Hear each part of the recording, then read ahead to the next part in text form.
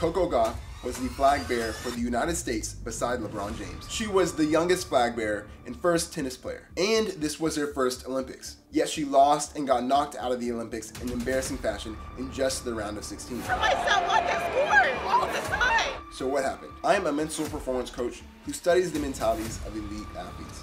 And after studying Coco's Olympic performance, here's why Coco Gauff got knocked out of the Olympics so early. It always happens to me every time.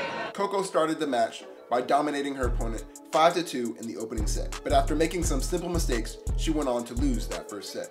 After that, it just went downhill, including a meltdown she had with the ref. So what went wrong? I believe the issue began before the match even started. Imagine you're 20 years old.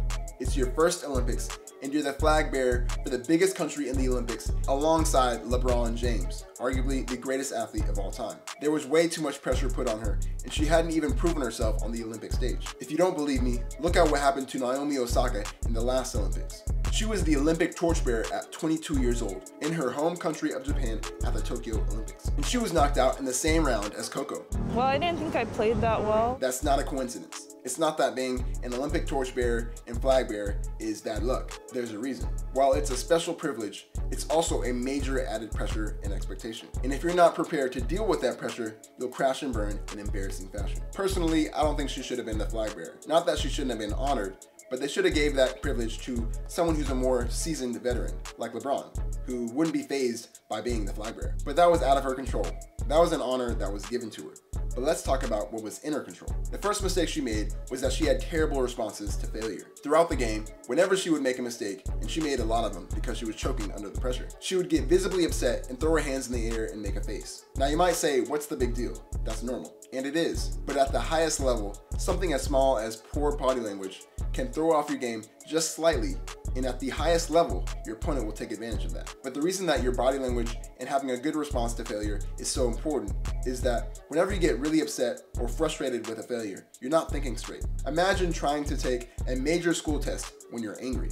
You're not going to do well. That's an instant fail. That's why after she made a mistake and she would have a negative response to it, it would lead to another mistake, then another, then another. One thing she could do, and one thing you could do to positively respond to failures, is to have a mistake ritual. This is a ritual you do after a mistake, such as brushing your shoulder, picking up a piece of dirt and tossing it behind you, etc.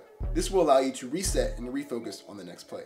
This will also help you not be so reactive to each mistake that you make. Her second mistake was her poor emotional control. When the umpire made that controversial call that caused her to get upset and argue with him, she wasn't even close to winning. She knew she was losing bad, and that's why she got upset. You guys are not fair to me, and I hope one day that the game becomes fair, but it's not. I'm not going to argue whether she was right or wrong, because even if they had given her that point, she still would be losing. And it happened toward the end of the match anyway, where she was already losing bad, so she definitely cannot blame the umpire for losing. But her outburst showed that she was focused on things that were out of her control. This is super dangerous, because if we focus on things that are out of our control in games, like our opponents, umpires, conditions, magnitude of the match, if we focus on those things, how are we going to feel? We're going to be nervous like she was, or angry at bad calls like she was.